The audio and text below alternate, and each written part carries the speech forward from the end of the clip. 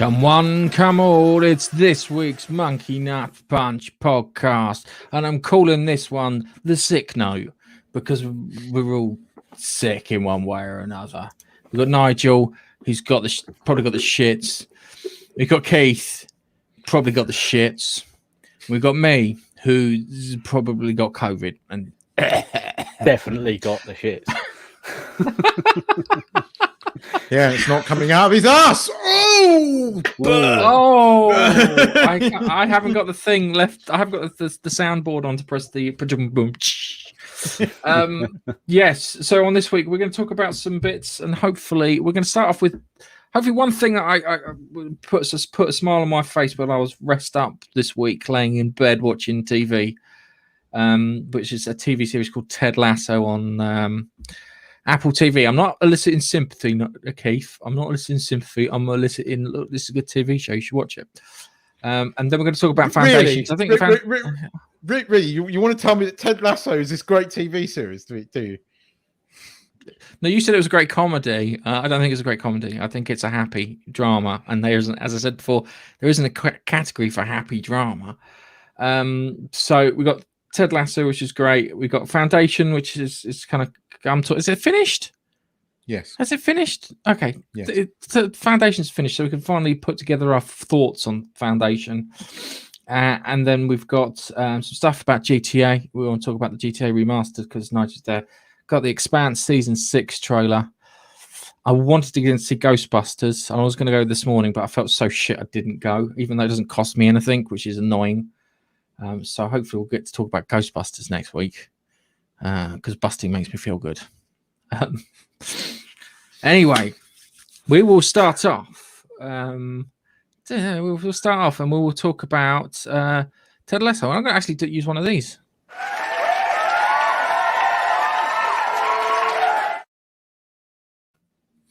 So Nigel hasn't seen Ted Lasso, so I'm going to try and sell him Ted Lasso. So, what is it? As I said, it's a drama / comedy in the feel-good category, and it's a really nice watch. It's about an American coach and his assistant that come to the UK to coach an English football team. They're hired by the wife of the previous owner who wants to, how can I put it, drive the club into the ground to fuck off her ex-husband. The problem is that Ted Lasso is a really nice guy, along with his stalwart coach beard, and the people are quite, they're quite good people. You've got the first kind of character you're introduced to is Nathan Shelley, who is he's a groundskeeper there, but he's been watching them play football to the point that he's got ideas for tactics and this, that, and the other, and he's kind of a guy that's been, how can I put it, put upon and stuff. And he's how can I put it? He's an employee at the company. He's been there for ages, but nobody knows his name. And he comes across as a real lovely fella. And then you've got Roy Kent, played by a guy called Brett Goldstein, whose his original job on the series wasn't to be Roy Kent. He was to be one of the writers, but he went, can I be Roy Kent? And he went, all right, then do your audition. And he became Roy Kent. And Roy Kent is modeled around a nicer version of Roy Keane, I think. I was gonna say, he sounds very similar to Roy Keane. He's there. He's every fucking where, Roy Keane. I love that chant. Yeah. He's the captain, and he's kind of from his place. He's coming to the end of his career. His knee's fucked. Yeah, he's trying to keep everyone in line and sort things out. He talks his mind. He's like kind of like Drax, but not a moron, if that makes any sense. Yeah, he talks his mind. He's very, very sweary. There's a great bit where there's a great bit with him and his niece further on through the series where she makes £1,000 a week out of because she gets £1 for every time he swears in front of her. So she keeps thinking. So she makes £1,000 a week off of him just swearing. Yeah, really good guy. And then you've got another guy, Jamie Tart, who's like on loan from Man City. And Jamie Tart he's like somewhere between David Beckham and Ronaldo. I think is probably the best way. He's got the how can I put it, the vanity of Ronaldo and the lifestyle of David Beckham. and he's going out with one of the wags. I always find wags because it should be wife or girlfriend, but you can't use that acronym. You can't have both, right? No. Wives and girlfriends. Think wives or girlfriends. Well, oh. No, you're supposed to say it, Nige. Wife or girlfriend? Yeah, wife or girlfriend. Don't use the acronym. Oh, wife or girlfriend. Anyway, he's going out with I'm not very quick. That's fine. That's fine. That's fine. We'll go I was working out in my head as to what that acronym might actually sound like. And he's dating this kind of glamour model called Keely, and she's you kind of expect her to be a bit of a bubblehead and not too bright, but she's a lovely person. She really is a lovely person. And then you've got Coach Beard, which I said is he's stalwart, who sits there and he makes comments and stuff, and they're making bets and bits on the plane on the way over and things like that. And then you've got the owner of the club, played by Hannah Waddington, Rebecca Welton, if I remember correctly, and she's one of these people. It's great because the journey starts off that she's an absolute bitch and she's setting up Ted. And Ted is such a nice guy. He's trying to do everything to make everybody happy and get them to function together as a team. His goal first is to get them to function together as a team before we can do any training or anything, unless you work together as a team. And his primary goal is to get Roy Kent on side, because if he gets Roy Kent on side, it'll keep everyone else on side. Yeah. And one of the things in the show, just as a little aside, is that the character of Nate is getting kind of bullied by a couple of the other players, and what's his name? Jamie Tart is kind of egging them on to do it. And Roy Kent comes into the office and says to Ted, he goes, "Are you going to do something about it?" And he went, "No, I'm not going to do anything about it." The reason he's not going to do anything about it because he's the captain. He's supposed to sort the players out. It's his job to sort it out. So he lets him go off and do it. And that's kind of like these little nice things. It has a great feel to it. I enjoy it. You've got Anthony Head is the bad guy in the first series. He does such a great job. You want to smash him around the face. He is such a thing. And then you've got the injury prone Mexican. They hire this Mexican called Danny Rojas, and he literally comes on, he's full of energy and he's going, football is life, comes out, and then within 5 minutes he's fucking twisted his leg and ankle and is in the treatment room, which I found hilarious, because it was like, so true. You've heard of these poor footballers who start their career off and they're literally just injured themselves. Absolutely. And that's good. And then you got Ted, and Ted kind of lives in Richmond, and there's like a pub that he kind of frequents, and he kind of makes sure that everyone knows. There's another character called Higgins who's kind of responsible for making sure the club's running and so forth and so on. And I find him quite funny, and there's some nice bits from him in like the second season more so than in the first season. But the whole thing kind of plans out really well, and it's like, I'm going to little minor spoiler warning. Ted finds out that Rebecca, the club owner, has hired him to drive the football club into the ground. And he forgives her, and she bursts out into tears, and it's great, and it's a real kind of like heartwarming thing. So I forgive you, and it's like, oh, okay. And then he starts building the team up, and everything starts working out, and then they get relegated.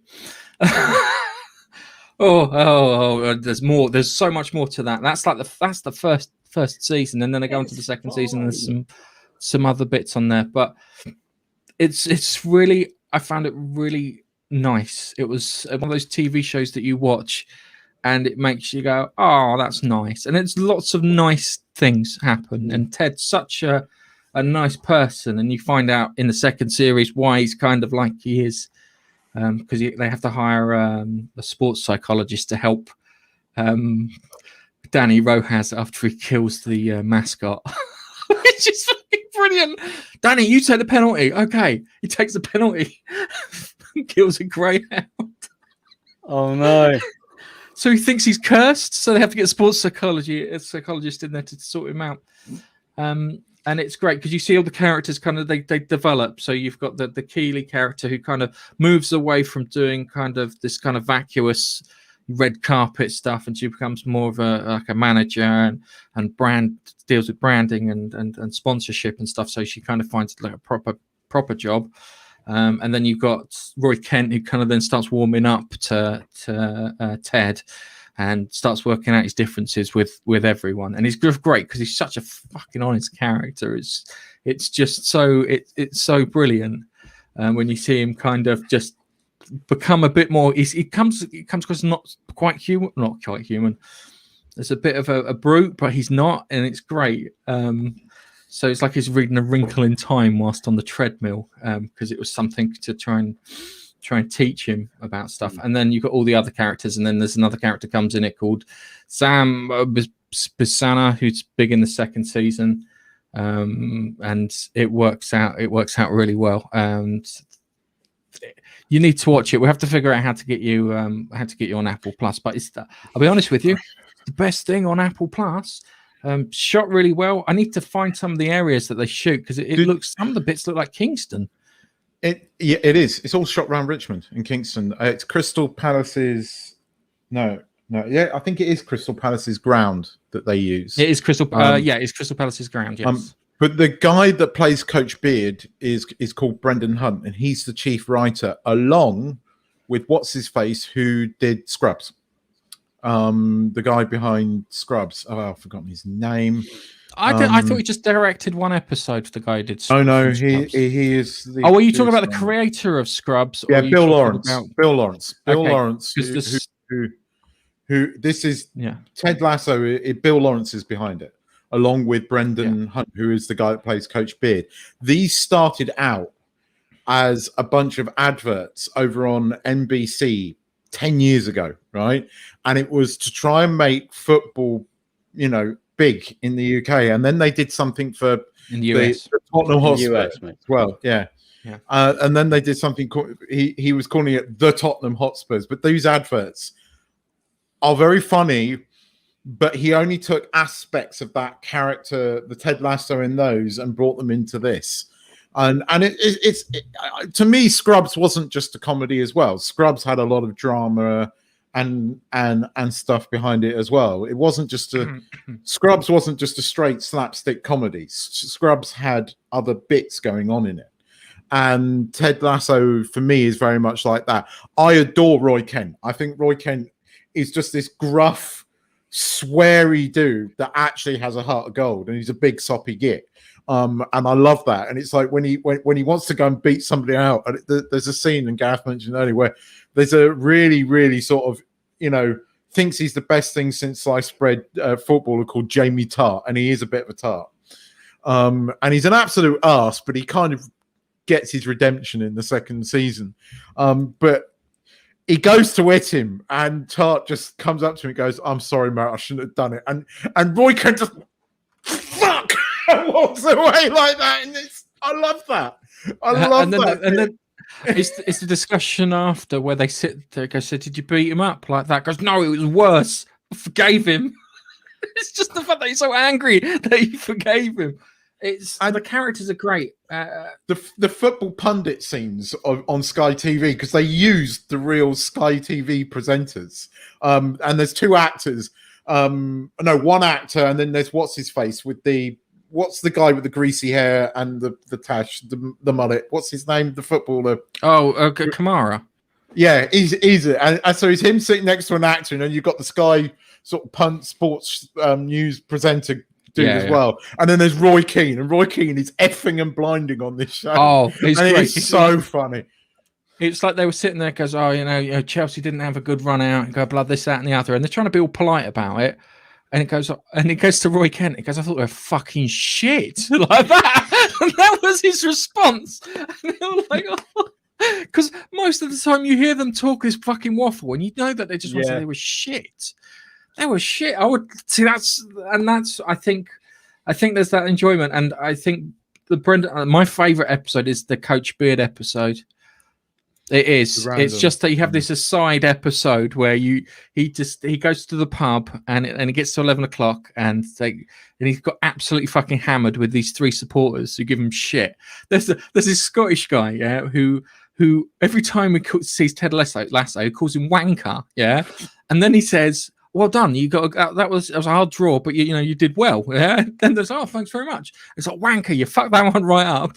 And it's like he's there with his wife and kid. They go, sorry. Ted goes into the bar with his wife and kid, and you've got all the supporters who are like giving him shit, calling him wanker and that and the other. And they go, oh, it's your wife and kid. And then they're all really polite to him. And I just love that. It's one of those things you watch and you're like, that's nice and really enjoyable. And if you're feeling, I was feeling like shit all week, and that made me feel really good. Actually, I watched the whole thing. I spent a whole day and I got through like 7 episodes.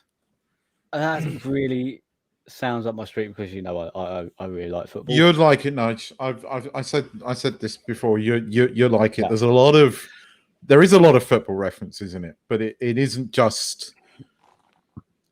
To me, it is a feel-good show. It makes me laugh. It makes me smile. Yeah, there's bits that will make you, a bit weepy. It really does finish on a cliffhanger.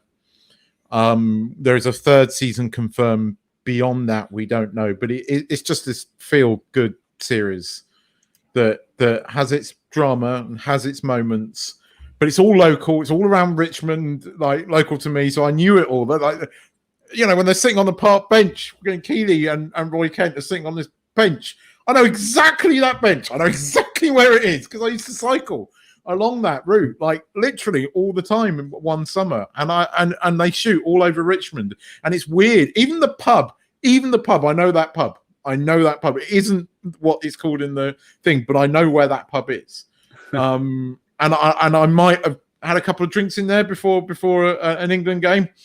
And rugby, that is. But I used to go drinking a lot, watching the rugby in Richmond. So I love it. And the fact that it's world renowned now, this series, and it's all Richmond. it's kind of cool.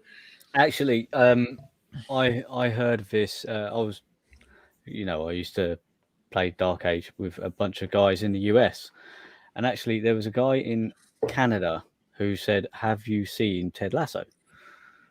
And I was like, "No." And he goes, "It's absolutely brilliant if you like soccer." I went, "It's not football, mate." And he went, "Soccer?" I went, "No." Yeah, no, they won't do that. But he said it's absolutely brilliant. He goes, "It's an American coach, goes to the UK, and it's great." And I went, "Well, I will." And then I had a look, and it was Apple, and I was like, "Yeah, no, not do it." I'm not paying $4.99 for a season of one program. There was no point, but it really, really does sound something I could get my teeth into and enjoy. There's 2 really great bits from Ted in it where he's like, he's doing training, and he's like, "All right, guys, just remember, there's no such thing as a draw in football." To which Coach Big goes, "Yeah, no, you can have draws." What do you mean draws? Because he's American, he's not going across it. And then the other one where he yells at the referee, goes, "Offside, I don't understand," like that. And he turns around and goes, "What do you mean? No, seriously, I don't understand how offside works. He was active, he's not active. What's going on?" And it's a great, it is, and it's, as I said, I was feeling like crap. So it was one of those things I kept in my back pocket, because it was like, if it's funny, it's funny. If it's nice, it's nice. If it cheers me up, it cheers me up. And I watched it and I enjoyed the crap out of it. It's a proper thumbs up. Seriously, It's one of these things that a TV series that I think that you'll really enjoy. We'll figure out a way so you can watch it. All right, don't you worry, Treacle. We got you covered. Looking forward to that. All right, I think you'll enjoy it, Nige. Really, yeah, definite recommendation. All right, cool. Okay. So we haven't talked about games in a while because we haven't been doing the gaming face punch one. So we're going to talk about games. Hold on.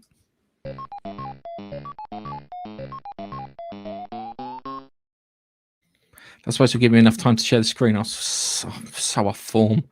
Right, so GTA Remaster came out, yeah? It's funny because when GTA Remaster came out, there's only one game I'm interested in because it's the only GTA 3 game that I never completed, and that was San Andreas. Because I got to some stupid bit where I'm dealing with, I think it's 8 Ball or something, and I've got to fly a remote control plane. and I lost interest in it, so I never completed it. So it was the only game out of that series that I want to go back to. Apparently, and hopefully you've been seeing stories about this too. The game is a bloody mess. The first thing is that it looks incredibly low effort.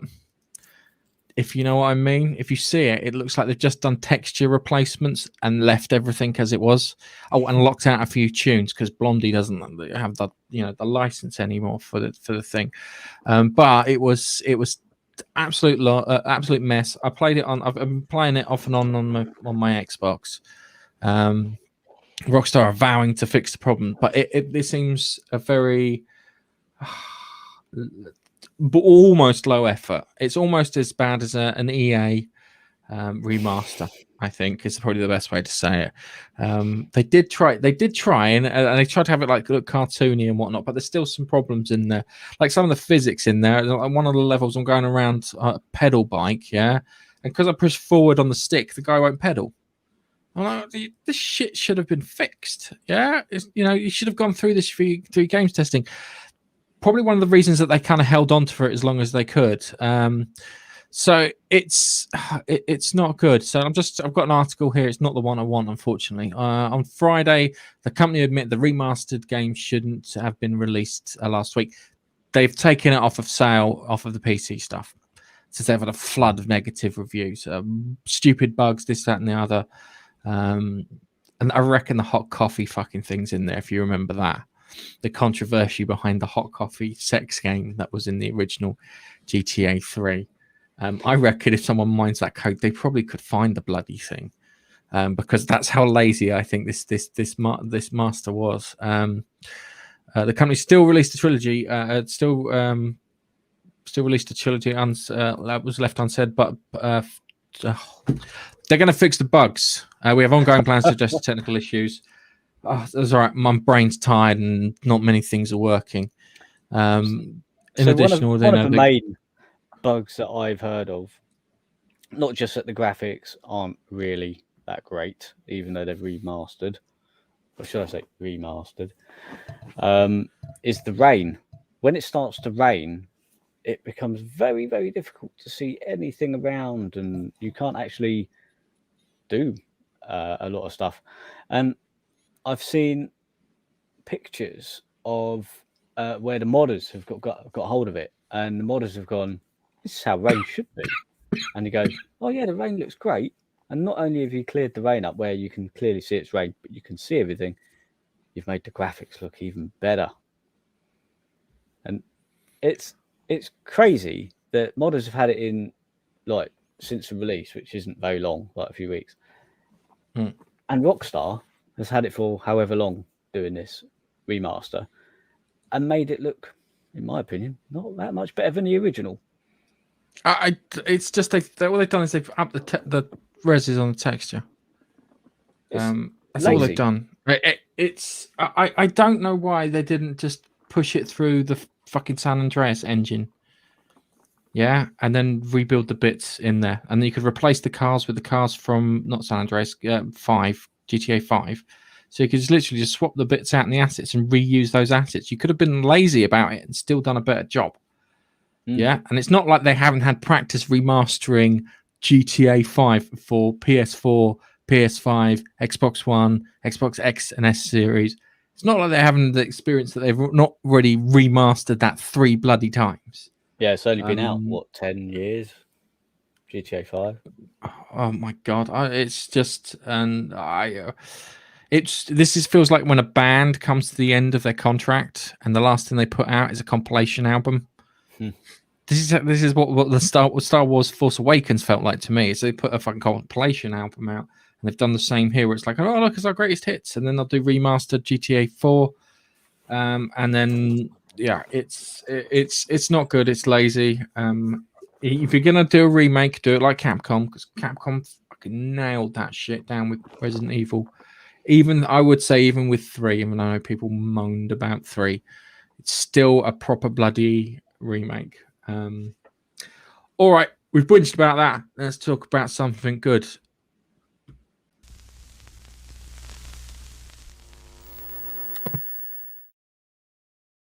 I'm still bloody slow. And don't say anything, Keith. So my favourite TV program's back for the last season. I'm hoping it's not going to be, and we're not going to get, how can I put it, 3 episodes of Naomi trying to catch her breath. But saying that, I think they've refilmed a massive chunk of that, and they left out the fact they rescued the Martian Prime Minister, etc., etc. So think we it's have going to be at least 3 episodes of Where's Alex? No, they're not even going to talk about it. I have no idea if that Bull character is going to replace Alex, because I know that he stepped in at last moment to do it on the TV show, to be the pilot for the Rossi. But I don't know. He's not listed in the IMDb, so we don't have someone clearly to replace Alex, unless fucking Clarissa can fly the ship. Is the only thing I can think of, which they might do because she could pilot the Razorback. She wasn't as good as her sister, though, according to her father. If you remember that, that's the only thing. I hope to God they don't do it, because I would rather have some jarhead do it, even if it was technically driving a bus. There's Bobby. Bobby drove that quickly. Yeah, but Bobby turns around, and her expression when it comes to flying is, "No, people fly me to places so I can kill people. I don't fly the bus. I know how to, but I'm not supposed to." That was her comeback to Avasarala, if you remember that line. Not really. But I'm hoping they'll come across the Dutchman problem when ships go Dutchman, which will be cool. Let's play some of the trailer, and then we can then pick it apart frame by frame. We're wounded, broken, trying desperately to keep ourselves going by pretending we're not. Right. So this is the first thing. So we've got the International Astronomy Survey Group, IAGS, and we look like we've got another impact. So I think Marcos is still flinging rocks at the planet. So I'm just trying to see if I can see any other details on it. Poor Alta. Doesn't know we should get her food and water. Welcome to the belt. Series. All right. Sorry to do stomp. All right. The Pella was the original design for the Rocinante. There's a good video from I can't remember what it was, Shipyards or something, where they're talking with the designer on the Expanse, and they had several versions of it, and it was a toss up between the one that they got moment and this one, and they were stuck between figuring it out. And the Rocinante originally had fins on it, so it could go through the atmosphere. I'll carry on. I'm sorry. This will be the capital city of our Belter nation. A place all Belters and forever call home! I just received word they've located the Naris's ship. You have something in mind? I do. Fuck him up. Permission to come aboard? Yeah, that's what she's there for. She's there to fuck him up. If they can get somewhere in between, do some damage. I think that they've got Bobby on there so that she can act as like the ace card, even though I know how Marcos gets it, and no human hand touches him, shall we say. So yeah, we've got that. Bobby's coming on board. Still, there's no sign of pilot and whatnot. So no Bull on there or no replacement pilot on there. You've seen Clarissa and Amos and stuff like that. I'm worried because this is the last series. They're going to kill Avasarala off. Because I watched that bit because she's happy floating in space. And you remember when we first started, I fucking hate space. Was her comment. I fucking hate space. I don't want anything to do with space. Now she seems quite happy with it, which means maybe she's finished her story arc and now it's time to... Just saying, be ready for it if it happens, okay? Just brace yourself emotionally, because I like that character, which always cheered me up. What's going on? The old lady believes the Rossi is the best option for this operation. Are you getting paid extra for this? There's a war on. Captain Drummer, we was Golden Bow. Now we fight with you. Good. I'm ready for a fight. So, in the books, Marcos starts acting as a petty dictator, and he starts fucking over some of these colonies. So, I think the first one he screws over is one called Palace, and then Ceres after, which fits because he's there on Ceres, and because of that, more and more Belter factions start going against the Free Navy, which is great because that means they can take them down, and that then builds up for later books and stuff. A war will come soon enough. Let them come. We'll be ready.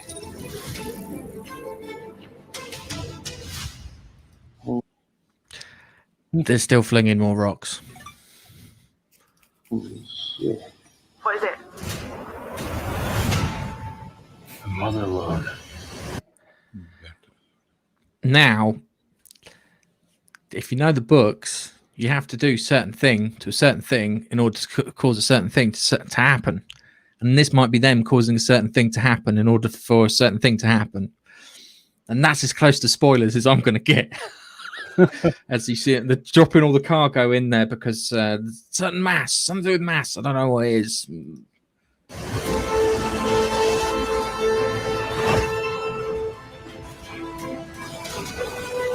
Your father. He's better with you at his side. I tried to save Philip, and I failed. See, there's that shot back there. Philip hates his father, and it grows. Yeah. And looks like further he and further, the more that he knows about his father, the less he likes him. Which is, he was starting to go that good way, character. wasn't he? In the last season, when he let Yeah. Naomi out, he did let Naomi out, didn't he? yeah. Oh, I can't remember. Well, no, he's speaking to Naomi, obviously. Yeah. But he, what do you call it? He, Marcus has got a problem because Marcus is a massive narcissist, and unfortunately for him, James Holden and the crew of Ross and Nanty have a better story than his, and because they've got a better story than his, he fucking hates them, and that's why he's kind of gunning for them, and that's why they're gunning for him. In the end, the only thing that matters is fighting for who's covering your back. I want the blood to see what it's doing to us. I want them to see. I think if we go, so not this section here, but this here, I think this is when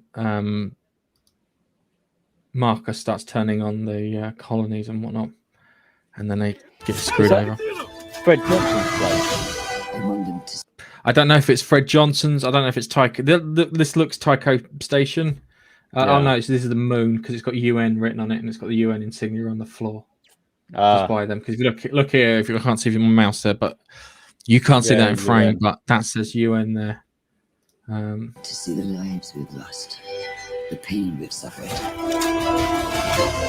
I never loved you because you were fighters. I loved you because you were builders. We need something to give us a reason to hope.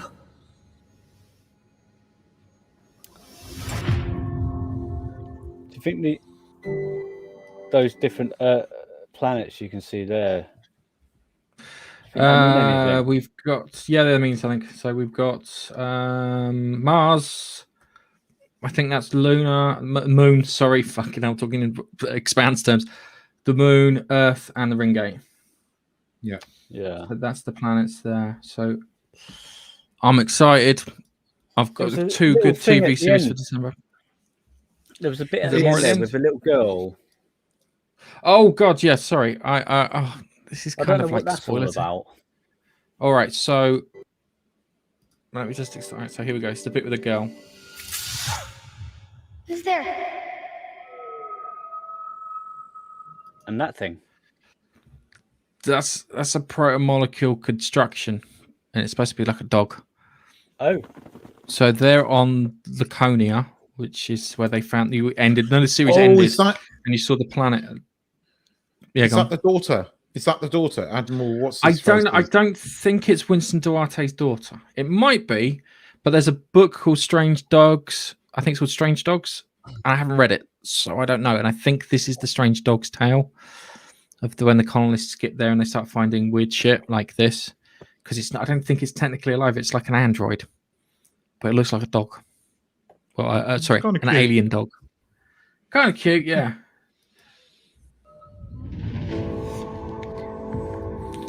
But yes, I think I broke that up. I think I broke that up enough to avoid copyright. We'll find out. We'll find out in 20 minutes the 20 minutes after the stream's finished. It looks great. I'm excited for it. I know that there's been some bitching and moaning. I think the reason that the last half of the last series wasn't good is because they removed a chunk of it. Don't know if it was true, if it was right, blah blah blah. This that, and the other. All I know is from a televisual perspective, for me watching it, that it's the only part of the Expanse that hasn't held up properly.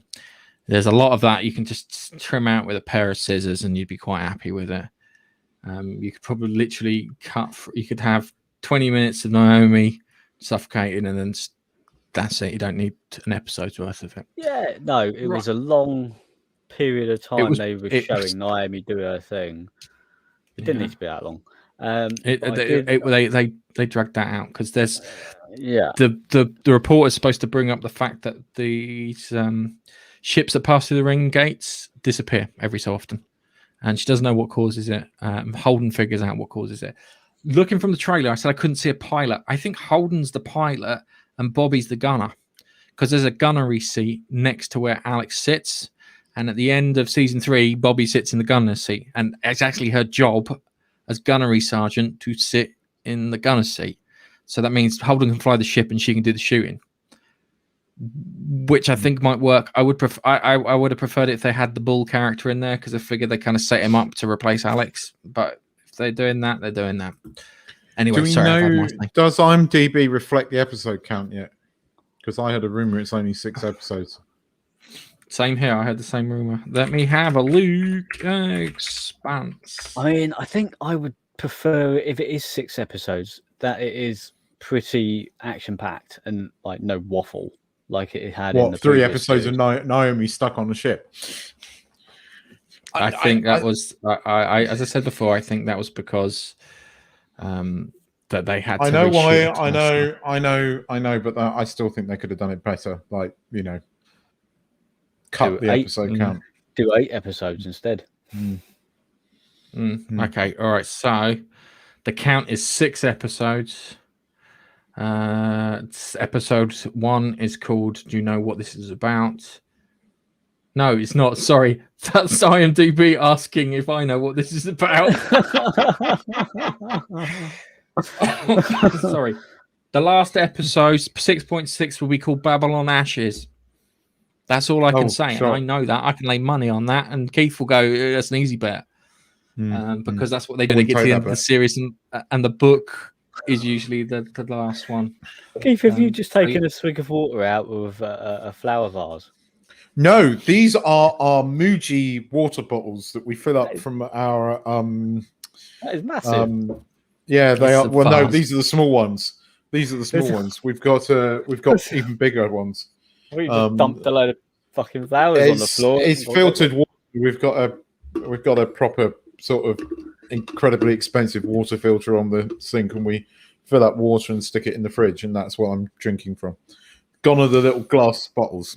Anyway, sorry, I've digressed because I digressed. Waters.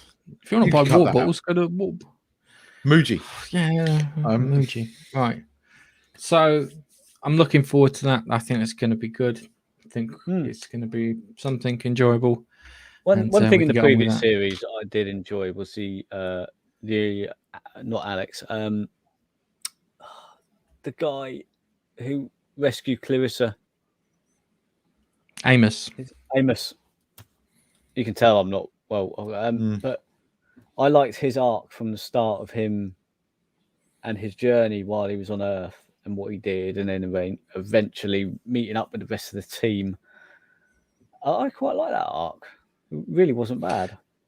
That was probably the best bit out of the series.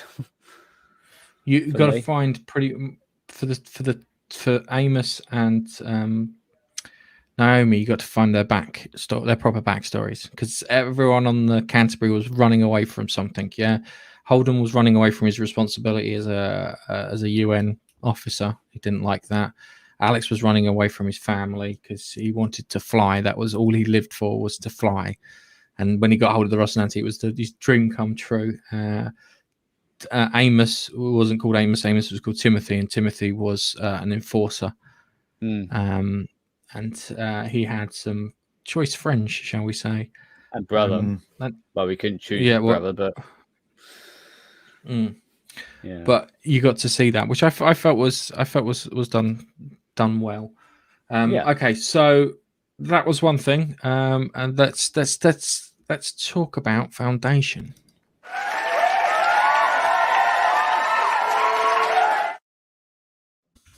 Right.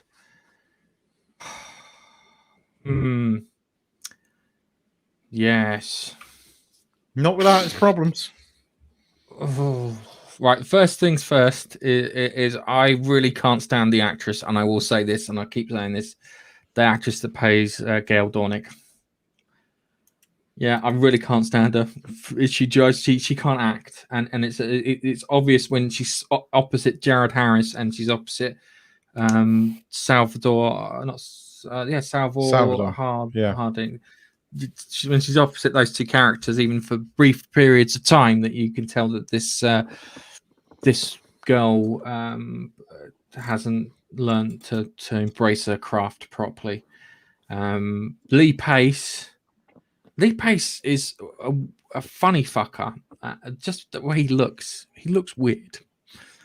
Yeah, there's something about him, and I can see why they in Lord of the Rings they got him to play elf because he kind of fits that kind of thing.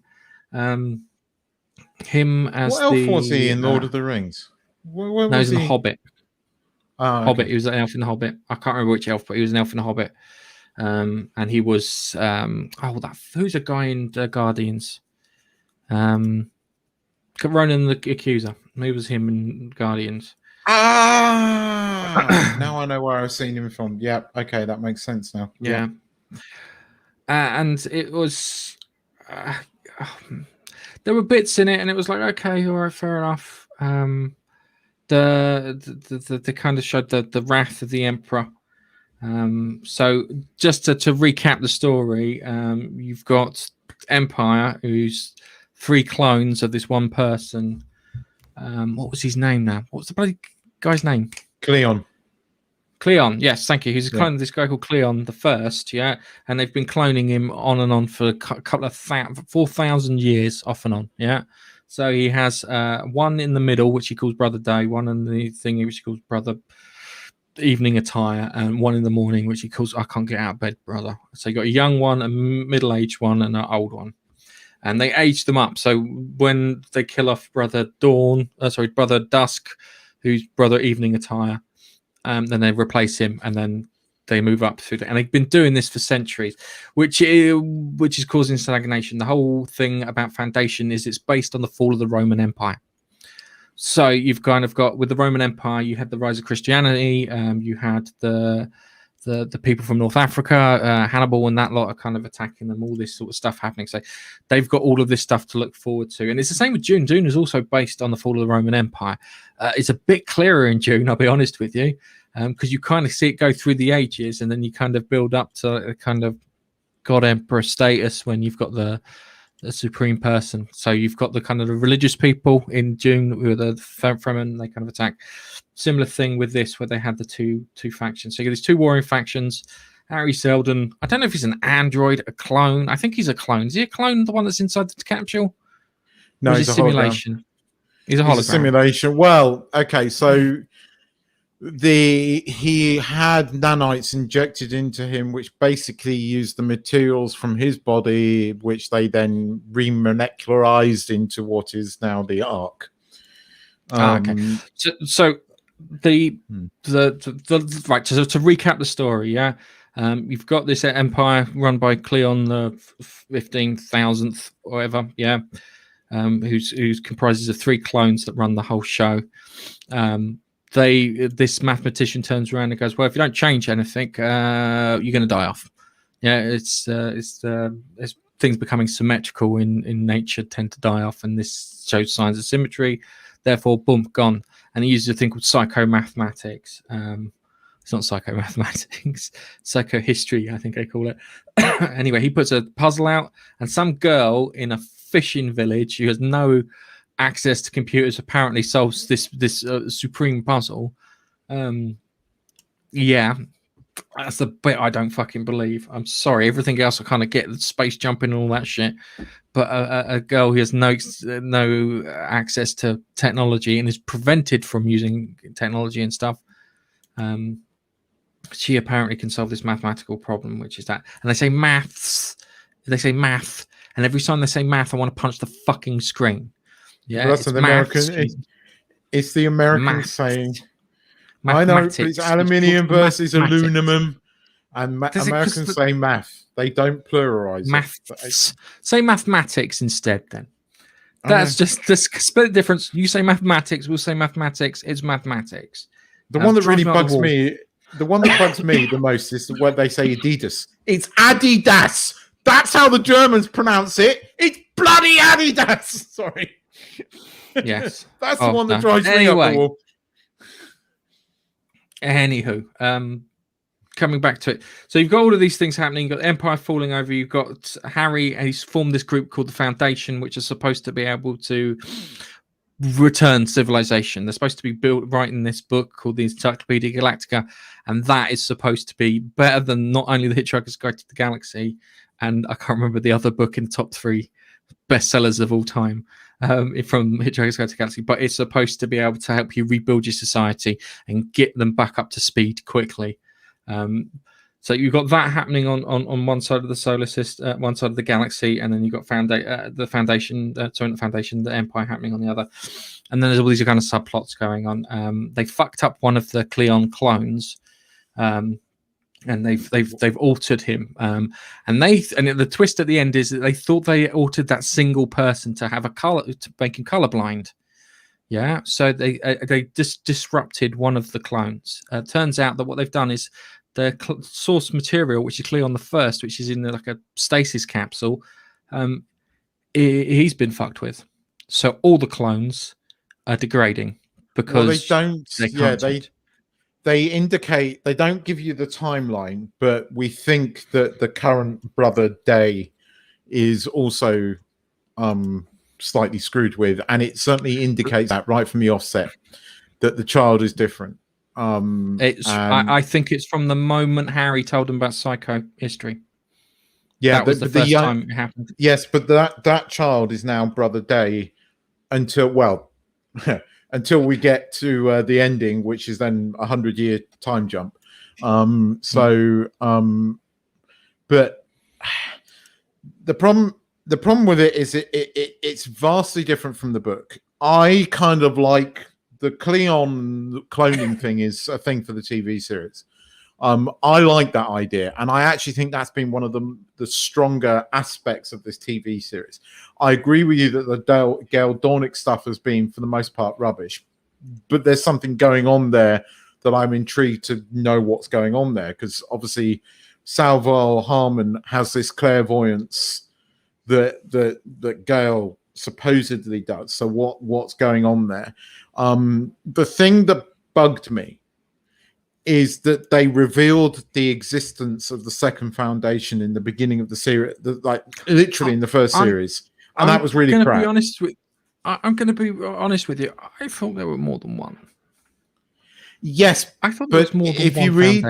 If you read the first book, you read the first book and you think there's something missing here. There's something missing here, and then there's a reveal at I think it's the second book, where towards the end, the second Foundation suddenly comes up for air and saves the day. But until then, it's kind of like this mythical thing that you don't really get any acknowledgement of. It's kind of like the 13th colony out of the Captain 17 books. It's that kind. They play on that, but they revealed this, and what's more, they moved the second foundation, because the fact that in the books that the second foundation is on Trantor is really, really powerful. That and the reveal that it's always been on Trantor. And there is this rise of a character in the book called the Mule, who is this genetically altered mind controlling character that Harry didn't predict. And there is never any other time in the books where you have characters with these clairvoyant-esque things, except the Mule. Now, I don't know what the TV series is doing here, because Gale was a man in the thing. Harry doesn't die. Harry dies of natural death on what's its face, along with the original foundation. But here he obviously dies and then somehow gets himself into two different locations because he's like an AI now in two different places. So I don't know what's going on.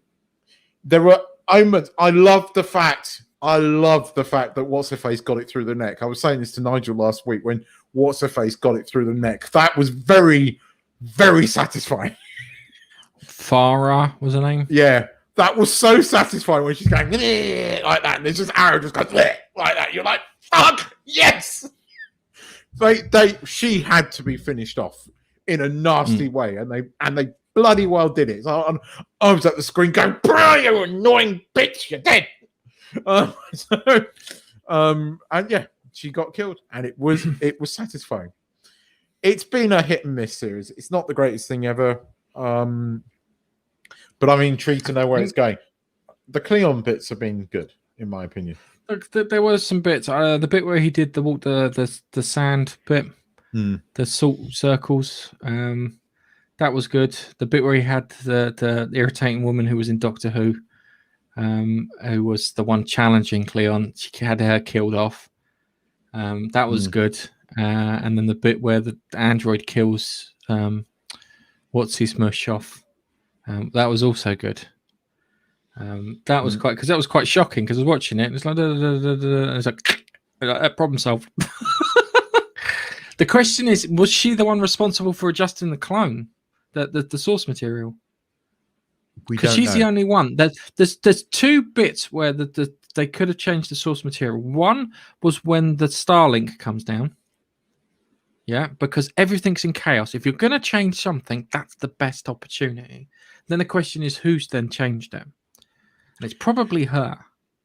They've left enough open to satisfy us, but we have this 136-year time jump. So I assume that the only characters that are going to make it into season 2 is obviously the Cleons, and I suppose Salvor and Gale.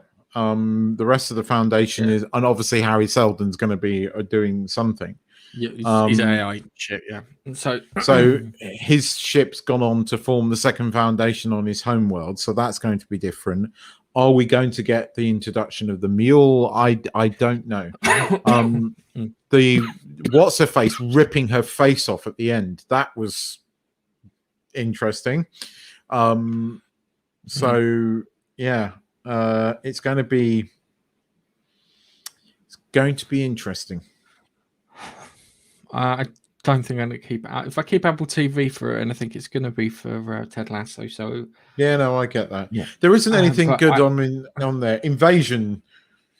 Oh my god! Right, hang on a second. Let's wrap up Foundation. So let's give it a score, right? And I'm going to give it a score on the meal scale. Okay, I'm going to call it 4 dry Jacob cream crackers. That's my score. Is that like 4 out of 10? No, that's 4. If you ate 4 dry Jacob's Creams crackers when you're hungry, it will to alleviate the hunger pang, but you'll be left with a dry mouth. And that's how I felt. Yeah. I'd give you that. I think I'd give it 6 out of 10. 6 yeah. Jacob's Cream crackers. You'd eat 6. Well, yeah, but okay. It's probably Foundation. It's worth a watch. The middle of the season is really not that great. it kind of gets better towards the end, but it's muddled. It's not without its issues. It's not without its issues. All right, so let's have a quick chat about Invasion.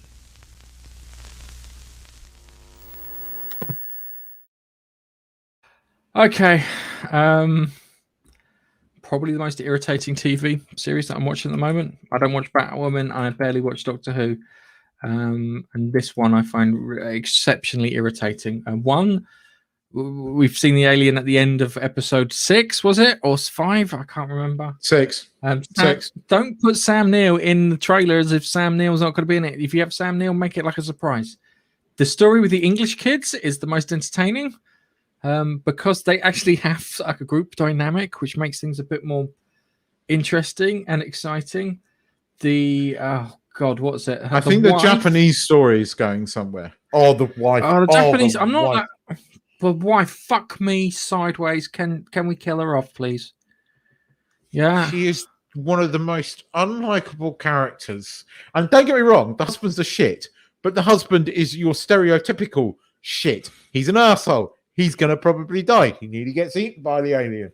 But the writers want you to feel some sort of, oh, that poor woman. Oh, that woman's given up her career and brought up her family. But she's an absolute ass. And I don't feel sympathy for her. It's like the bit where she gets up into the attic and they tell her and go, be quiet.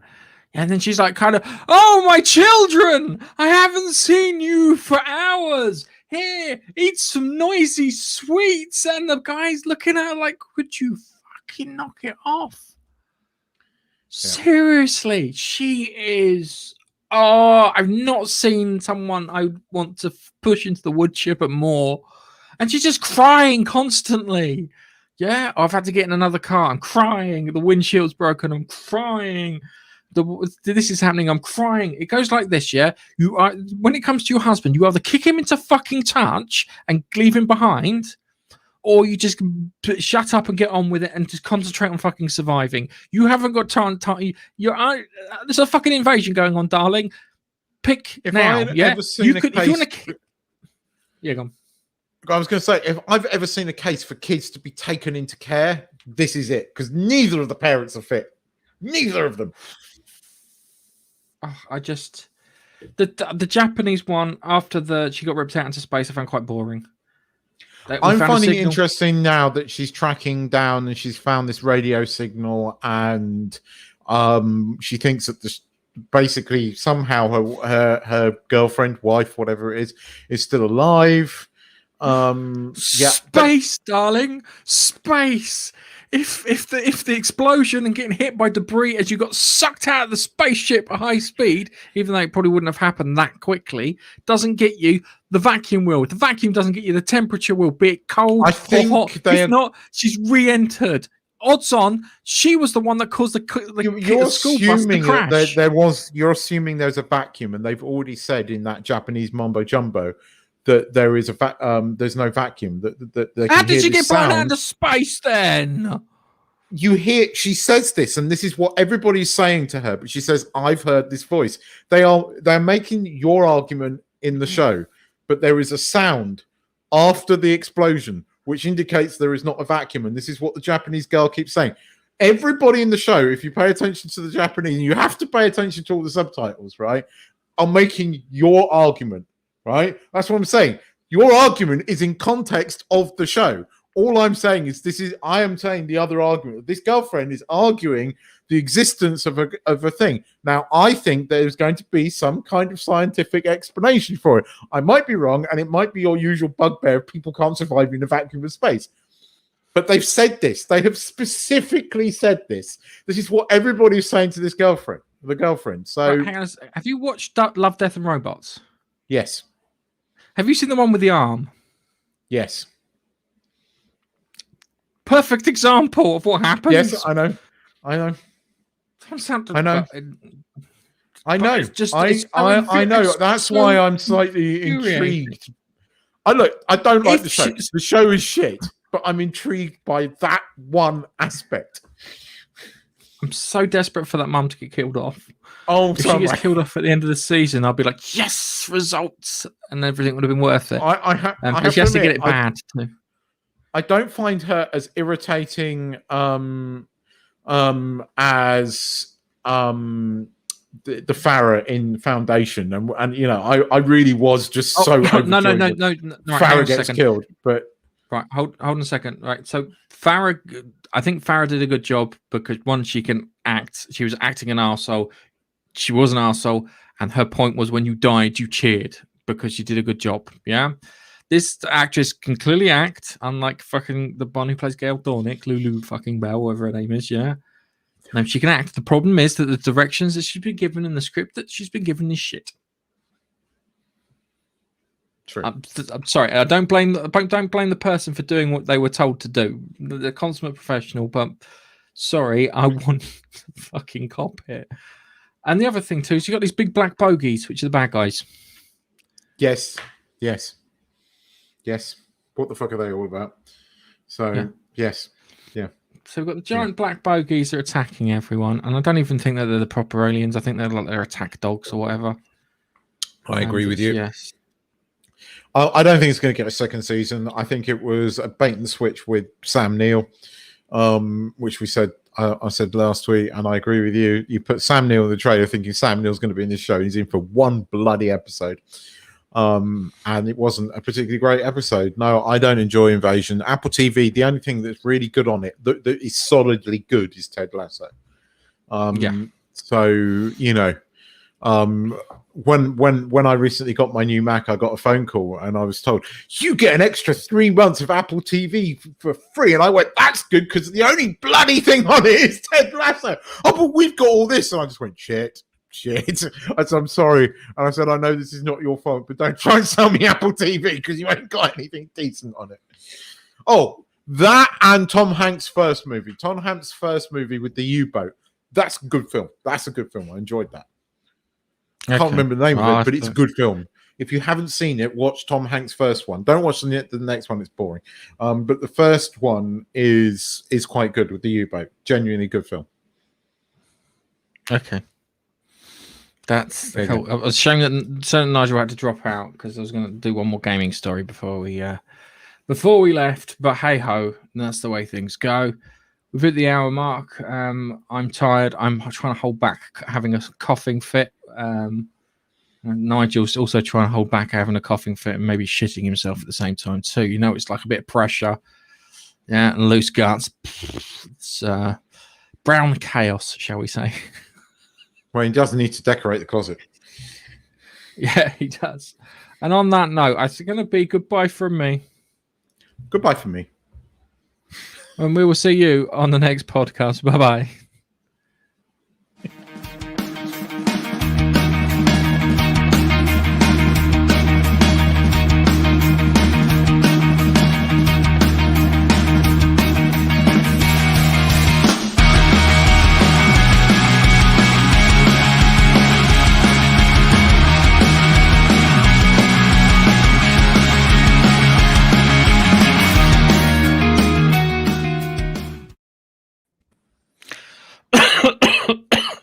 Finally got a cough on stream.